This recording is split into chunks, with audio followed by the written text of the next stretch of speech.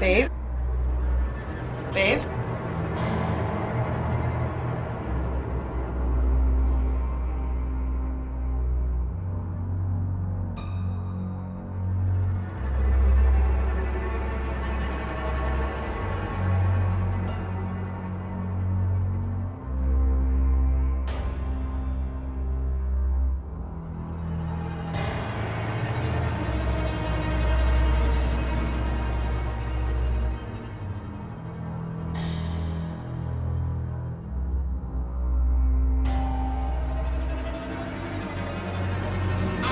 Babe?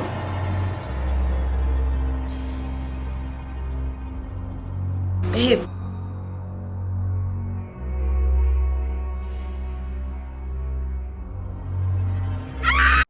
So now that that corny little introduction is over with, I'm going to go ahead and jump straight into the video because I already know that this is going to be a long video. The first thing I'm going to go in with is liquid latex, and this is Mehron, and this is such an inexpensive product. It's like $5 for the whole bottle. This can last you over 2 years, so it's great to have this in hand. And again, I said it's like $6 when I bought it. So I'm going to go ahead and I'm going to just dump this, and this is just like a random piece of paper I have here. I'm going to dump this on here. And I'm going to use a beauty sponge, and I'm going to go ahead and I'm going to rip off the edge of that beauty sponge because it's going to help add texture to the face when we're making that really gruesome cut. And make sure that anytime you're applying liquid latex to the face, if there are any hairs on the face, to apply a Vaseline or an Elmer's glue over it because it creates a barrier over the liquid latex. And when you're pulling off liquid latex off of your face and you have nothing to cover your hair, it hurts like a mofo.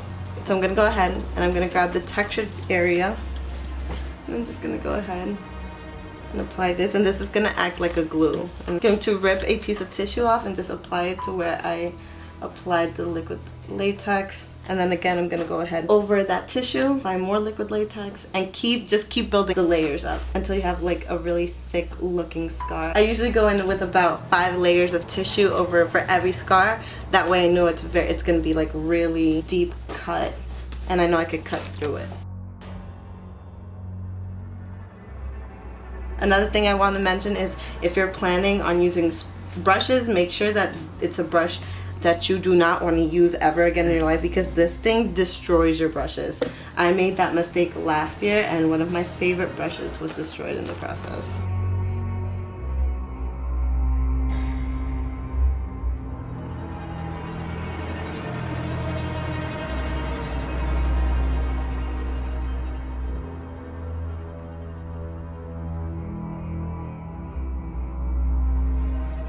So now that I've applied the wounds on all the places of the face, I'm going to go in with a foundation shade that's actually a lot lighter than his skin tone. And the reason I'm doing this is because we want to make sure he looks like he was dead and all the blood out of his face was drained out. So I'm going to go ahead and I'm going to dot this all throughout his face. Make sure to bring down this liquid foundation anywhere that will be exposed.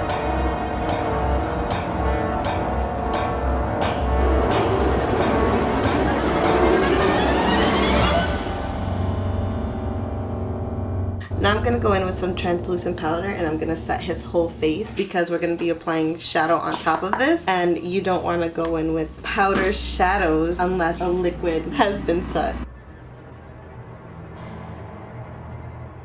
I'm going to grab this palette, I'm going to grab this white shade right here, and this is going to help with the whole pale looking effect. So I'm going to go ahead. Now that the face is set, I'm going to go ahead with the Ben Nye zombie wheel. So it comes with like all these nasty looking colors. I'm gonna use the green, and I love this color because it looks like a rotting, you know, like I'm dying effect to it. But again, I'm gonna do the same thing with another sponge. I'm just gonna rip the edge off. I'm gonna rub it into the green, and I'm going to dot this all over his face.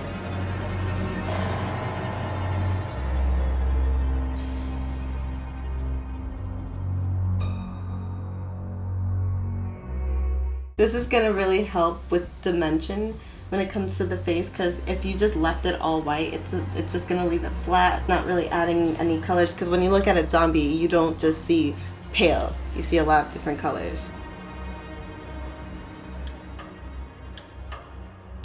Now I'm gonna go in with that really dark burgundy color and again add it to his face, adding more dimension so he looks like he's been rotting, bruised, no blood in his face.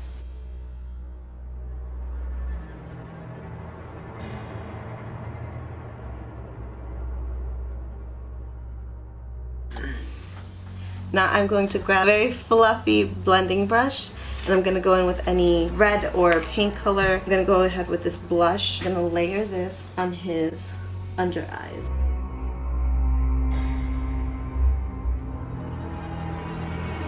We're going to add any black and we're going to gradually build this up.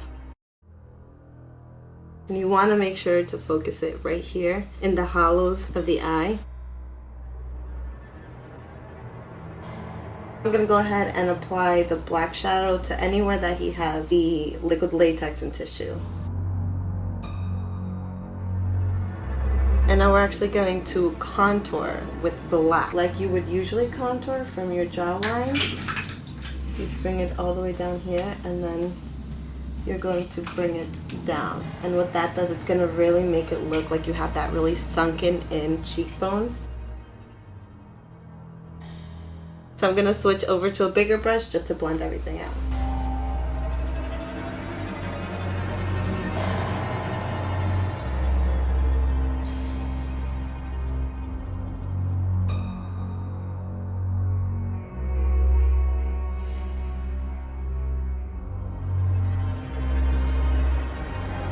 I'm also going to go ahead and add that black all over his temples of the forehead.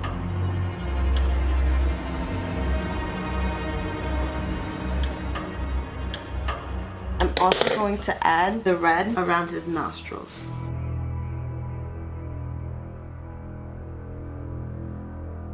I'm also going to add the black.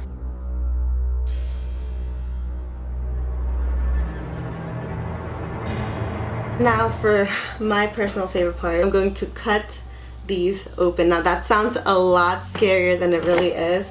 You just have to be really careful when doing this because you don't want to cut through skin. So what I'm doing is I'm grabbing these scissors. They have like a round tip, so it's not sharp, it won't cut through, but you just have to be really patient with this part. Don't try to think that you can do it all at once. I'm gonna grab tweezers first just to initiate the opening.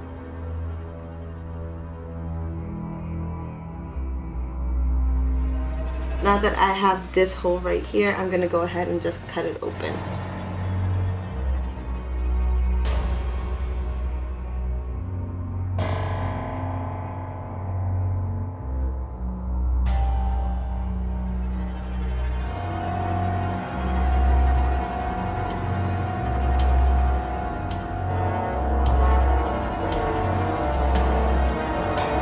So now for the wounds, I'm gonna go ahead and add black shadow inside of it. So wherever I opened up the wound, I'm going to head and build the inside with black shadow.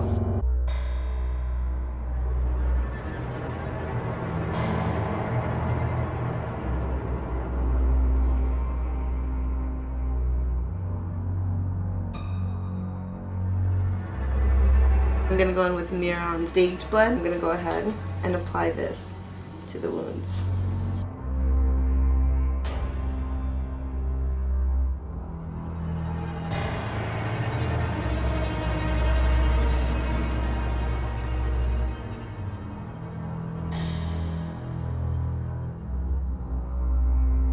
So for more realistic effect, I decided to add blood tears just streaming down his face. And this is the completed look, guys. You can add more blood. It's up to your liking. Hope you guys enjoyed. And until next time. Stay megalicious. Bye, guys. Bye. Oh my god, babe, I'm so sorry. Your beard. I'ma cry. Is it really? A little bit.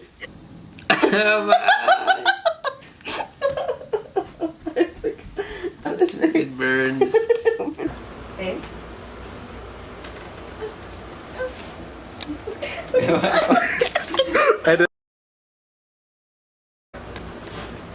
Babe?